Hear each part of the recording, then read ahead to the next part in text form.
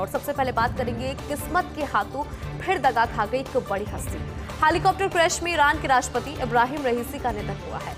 विदेश मंत्री हुसैन अमीरा बदुल्लाहियान समेत 9 लोगों की यहां पर मौत हुई। पूर्व में भी विमान हादसों में दुनिया की कई हस्तियां मौत उनकी हो चुकी है। भारत के पहले सीडीएस रहे विपिन रावत की भी ऐसे ही हादसे में जान चली गई थी।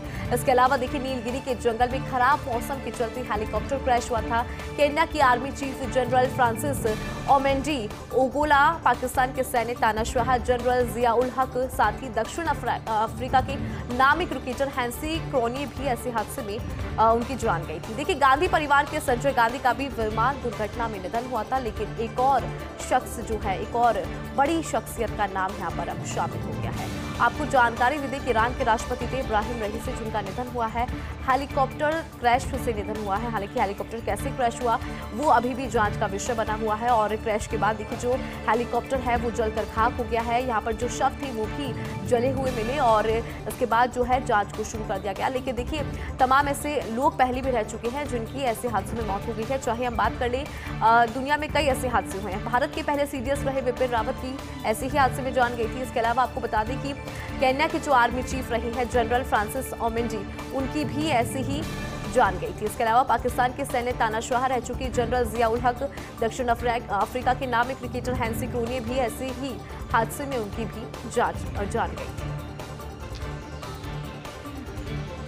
देखिए 3 नए आपराधिक कानूनों को चुनौती देने के मामले पर सुनवाई से इनकार। सुप्रीम कोर्ट ने चुनौती देने वाली याचिका पर सुनवाई से इनकार किया है। जस्टिस बेला एम त्रिवेदी, जस्टिस पंकज मित्तल की वेकेशन बेंच ने इनकार किया है। सुप्रीम कोर्ट की सुनवाई से इनकार के बाद याचिकाकर्ताओं ने याचिका को वापस ले लिया है।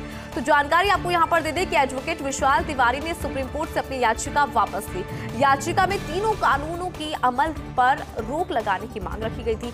भारतीय न्याय संहिता, भारतीय नागरिक सुरक्षा संहिता और साथ ही भारतीय साक्ष्य संहिता है नया कानून। भारतीय दंड संहिता, दंड प्रक्रिया संहिता और भारतीय साक्ष्य अधिनियम की जगह है ये नया कानून। तो बड़ी जानकारी आपको दे रही है। आपको बता दें कि जो ये कानून है और इसके बाद जो ये फैसला आया है, तो जो याचिका करता है उन्होंने अपनी याचिका को अब वापस ले लिया है। पूरा मामला एक बार आपको फिर से समझा देते हैं क्या है ये पूरा मामला। देखिए 3 नए आपराधिक कानूनों को चुनौती देने के मामले पर सुप्रीम कोर्ट जो है उसने इनकार करा है। सुप्रीम कोर्ट ने चुनौती देने वाली याचिका पर सुनवाई से साफ इनकार किया है। जस्टिस बेला एम त्रिवेदी, जस्टिस पंकज मित्तल की वेकेशन बेंच ने यह फैसला लिया। उन्होंने सुनवाई से इनकार किया है।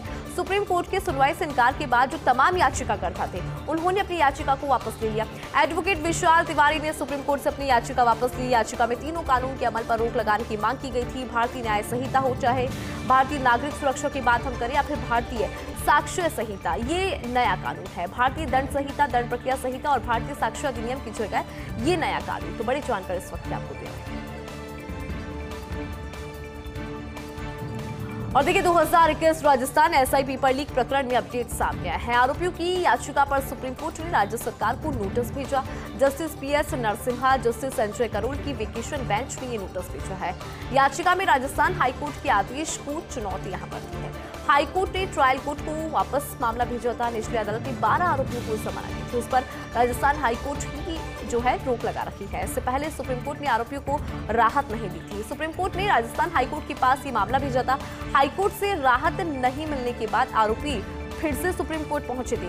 अब सुप्रीम कोर्ट में मामले की जो सुनवाई है वो 15 जुलाई को होगी। लेकिन पहले सुप्रीम कोर्ट में मामला आया, जिसके बाद उन्हें हाईकोर्ट भेजा गया, लेकिन फिर से सुप्रीम कोर्ट का दरवाजा यहां पर खटखटाया गया। 2021 राजस्थान एसआई पेपर लीक प्रकरण से जुड़ा अपडेट मिल रहा है, जहां पर आरोपियों की याचिका पर सुप्रीम कोर्ट ने राज्य सरकार को नोटिस भेजा। Justice PS Narasimha, justice Sanjay Karol की वेकेशन बेंच ने नोटिस भेजा। याचिका में राजस्थान हाईकोर्ट के आदेश को चुनौती दी है। हाईकोर्ट ने ट्रायल कोर्ट को वापस मामला भेजा था। निचली अदालत ने 12 आरोपियों को जमानत दी थी। उस पर राजस्थान हाईकोर्ट ने रोक लगा रखी है। इससे पहले सुप्रीम कोर्ट ने आरोपियों को राहत नहीं दी थी। सुप्रीम कोर्ट ने राजस्थान हाईकोर्ट के पास मामला भेजा था। हाईकोर्ट से राहत नहीं मिलने के बाद आरोपी जो है फिर से सुप्रीम कोर्ट पहुंचे थे। अब सुप्रीम कोर्ट में मामले की जो सुनवाई है वो 15 जुलाई को होगी। और देखिए inter operable criminal justice system 2.0 ICGS का अनुमोदन मुख्य सचिव सुधांशु पंत ने आईसीजीएस 2.0 का अनुमोदन किया है। सीएस पंत ने कहा, ये गर्व का विषय है। इस वर्ष राजस्थान में ई अभियोजन, ई जेल और क्राइम और क्रिमिनल ट्रैकिंग नेटवर्क सिस्टम में बेहतर काम हुआ है। अन्य राज्यों की तुलना में बेहतर काम यहां पर हुआ। ये परियोजना स्मार्ट पुलिसिंग को मजबूत करने में अहम भूमिका निभाएगी। एनसीआरबी को इस परियोजना की क्रियान्वयन के लिए नोडल एजेंसी नामित किया गया है, जो कि एनआईसी के सहयोग से कार्य करेगा। पंत ने डीबीसी विल रीट 2808/2012 के आदेश की अनुपालना को लेकर भी चर्चा यहां पर की। 26 अप्रैल 2023 को डबल बेंच ने आदेश दिया था। सीएस ने इसकी पालना को लेकर रूपरेखा तय करने के यहाँ पर निर्देश दिए। तो आपको जानकारी यहाँ पर दे दें कि जो ये पूरा मामला है उसको लेकर अब बेहतर तरीके से कैसे काम हो उसको लेकर यहाँ पर जानकारी मिल रही है। आपको समझा देते हैं कि इंटर ऑपरेबल क्रिमिनल सिस्टम जो है उसको लेकर यहाँ पर अनुमोदन दिया गया है। मुख्य सचिव सुधांशु पंत ने अनुमोदन दिया और उन्होंने इस पूरे मसले को लेकर कहा कि ये गर्व का विषय है। इस साल राजस्थान में ई अभियोजन, ई जेल और क्राइम और क्रिमिनल ट्रैकिंग नेटवर्क सिस्टम में बेहतर काम हुए हैं। अन्य राज्यों की अगर तुलना करें तो बेहतर कार्य यहां पर हुए हैं। ये परियोजना स्मार्ट पुलिसिंग को और मजबूत करने में अहम भूमिका निभाएगी। और देखिए, एनसीआरबी को इस परियोजना के क्रियान्वयन के लिए नोडल एजेंसी नामित किया गया है, जो कि एनआईसी के सहयोग से कार्य करेगा। तो वहीं आपको ये भी जानकारी दे दें कि 26 अप्रैल 2023 को डबल बेंच ने आदेश दिया था। सीएस ने इसकी पालना को लेकर रूपरेखा तय करने के आवश्यक दिशा निर्देश दिए थे। आखिर कब मिलेगी मध्य प्रदेश की डीपीआर? पीकेसी आरसीपी प्रोजेक्ट को मध्य प्रदेश की डीपीआर का है इंतजार। यहाँ पर इंतजार ये कि कब मिलेगी डीपीआर। और देखिए, आरडीपीपी जल संसाधन के संयुक्त सचिव आनंद मोहन ने बैठक ली है। राजस्थान और मध्य प्रदेश की संयुक्त डीपीआर पर बातचीत तो हो गई है। एमपी की डीपीआर नहीं मिलने पर संयुक्त सचिव ने नाराजगी व्यक्त की। कहा, आपकी कमी से लगातार लेट होता जा रहा है प्रोजेक्ट। दोनों की डीपीआर मिलेगी तभी संयुक्त डीपीआर तैयार होगी। मध्य प्रदेश उस मामले में लगातार देरी करता रहा है।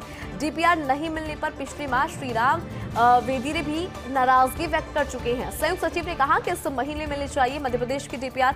वीसी के माध्यम से जुड़े राजस्थान और मध्य प्रदेश के अधिकारी यहां पर दिशा निर्देश दिए जा रहे हैं, क्योंकि डीपीआर का इंतजार लंबा हो चुका है और राजस्थान से डब्ल्यूआरडी के मुख्य अभियंता रवि सोलंकी इसमें शामिल हुए। इंतजार यहां पर लंबा हो गया है। ऐसे में जो दिशा निर्देश वो दे दिए गए हैं कि आप वीसी के जरिए भी जुड़ सकते हैं, क्योंकि आप देखिए, आरडीपीपी जल संसाधन के संयुक्त सचिव आनंद मोहन ने बैठक ली है। राजस्थान और मध्य प्रदेश की जो संयुक्त डीपीआर है, इस पर चर्चा यहां पर हुई, इस पर बातचीत हुई।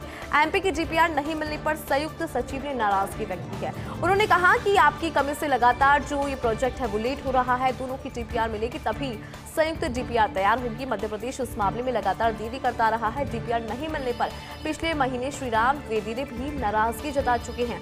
संयुक्त सचिव ने कहा, इस महीने मिलनी चाहिए मध्य प्रदेश की डीपीआर। 10 दवाओं की आपूर्ति पर प्रतिबंध, नमूने अमानक मिलने पर आरएमएससीएल का बड़ा एक्शन। देखिए, आज कंपनियों को दवाओं की आपूर्ति के लिए प्रतिबंधित किया गया।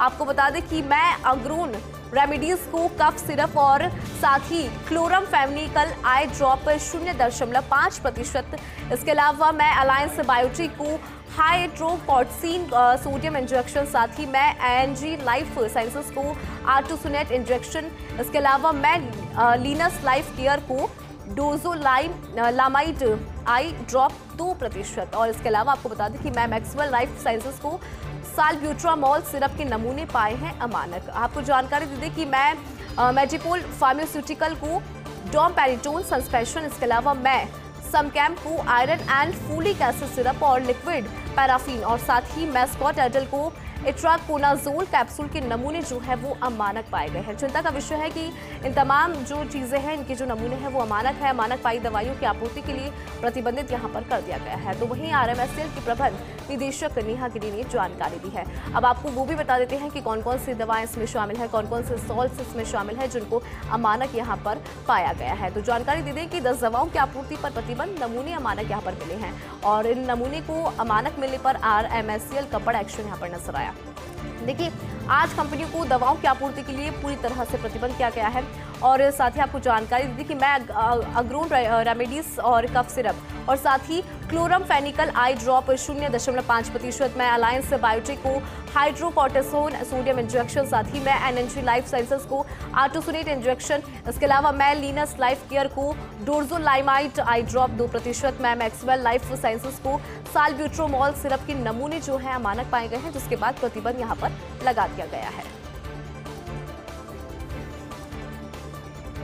सरकार के नोटिस के जवाब में सवालों की बौछार। बात ड्रग अफसरों की लापरवाही से 470 यूनिट रक्त खराब होने से जुड़ी है। देखिए, जीवनदाता ब्लड सेंटर की जांच में कथित लापरवाही पर नोटिस थमाए गए थे। ड्रग कंट्रोलर अजय फाटक, डीसीओ नीरज कुमार और सुभाष दादरवाल को नोटिस दिया गया है। तो 17 सीसी के नोटिस के जवाब से पहले सवालों के साथ मांगे गए दस्तावेज और प्रकरण में किस अधिकारी को जांच की जिम्मेदारी दी गई है, जांच रिपोर्ट की प्रति जांच नहीं करने का कोई निर्णय लिया गया है तो उसके फैसले की प्रति प्रकरण में पाए गए तथ्यों की सत्यता की सहमति की विस्तृत रिपोर्ट। इसके अलावा राजस्थान राज्य रक्त संचरण परिषद के मेमोरेंडम ऑफ एसोसिएशन की प्रति, ब्लड बैंक से शेष रहे ब्लड कंपोनेंट की शिफ्टिंग के निर्देश गाइडलाइन की प्रतिलिपि।